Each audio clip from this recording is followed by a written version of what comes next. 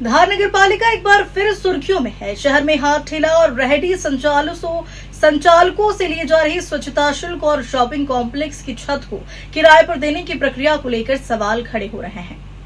कांग्रेस के प्रवक्ता अजय ठाकुर ने इन दोनों मामलों में पारदर्शिता पर जोर देते हुए प्रशासन से हस्तक्षेप की मांग की है।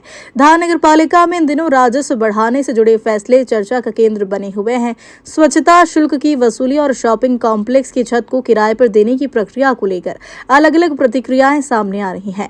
नेता प्रतिपक्ष प्रतिनिधि और जिला कांग्रेस प्रवक्ता अजय ठाकुर का कहना है कि ऐसे निर्णयों में परिषद की मंजूरी और पूरी पारदर्शिता बेहद जरूरी है, ताकि किसी भी प्रकार की आशंका न रहे। वहीं नगरपालिका के स्तर पर इसे आय बढ़ाने की सामान्य प्रशासनिक प्रक्रिया के रूप में देखा जा रहा। इधर कांग्रेस नेताओं ने पूरे मामले की निष्पक्ष जांच और स्पष्टता की मांग उठाई है। उनका कहना है कि यदि समय रहते स्थिति स्पष्ट नहीं होती तो वे लोकतांत्रिक तरीके से विरोध दर्ज कराएंगे।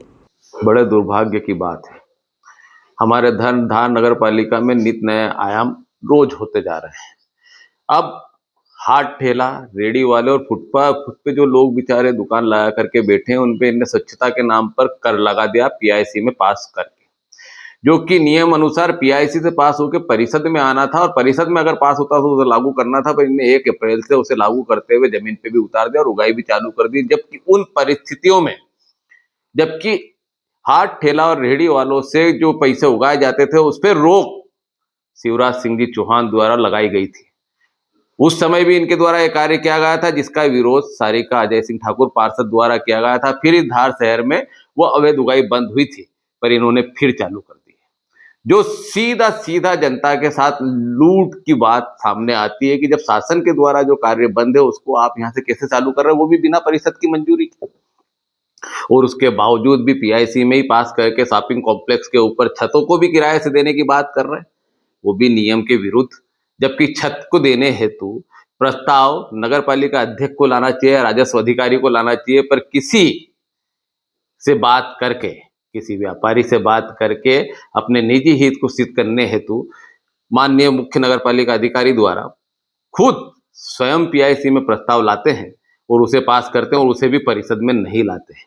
ये हमारा बड़ा दुर्भाग्य की बात है कि धार नगर पालिका 30 नगर पालिका के चुने हुए जनप्रतिनिधियों को भी अब कुछ नहीं समझ रही है। जो मन में आ रहा है, जिनमें इनका फायदा हो रहा है, जिनमें इनका भ्रष्टाचार लिप्त है, वही कार्य करने का प्रयास कर रही है, जिसके लिए समय समय पर हमारे द्वारा कई बार जिला अधिकारियों को भी सूचनाएं दी गई है, ज्ञापन के माध्यम से सूचना दी गई, जन सुनवाई के माध्यम से सूचना दी गई, प्रत्यक्ष रूप के मिलकर सूचनाएं दी गई, उन्हें जांच की कई बार मांग की गई है। किंतु लगता ऐसा है कि जिला अधिकारियों के भी हित यहाँ सिद्ध होते हैं। जैसा कि नगर पालिका में गलियारों में बार बार बात आती है कि कहीं ना कहीं जिला अधिकारियों के भी हित यहाँ से सिद्ध किए जा रहे हैं और सिद्ध होते आ रहे हैं, इसलिए जिला अधिकारी भी इस पर कोई ध्यान नहीं देना चाहते हैं, जो हमारे लिए एक बहुत बड़ा दुर्भाग्यपूर्ण बात है। यह सहन नहीं किया जा सकता है। मेरा हाथ ठेला वालों से, रेहड़ी वाले से, फुटपाथ वालों से भी अनुरोध है, निवेदन है कि अपनी आवाज को बुलंद करें।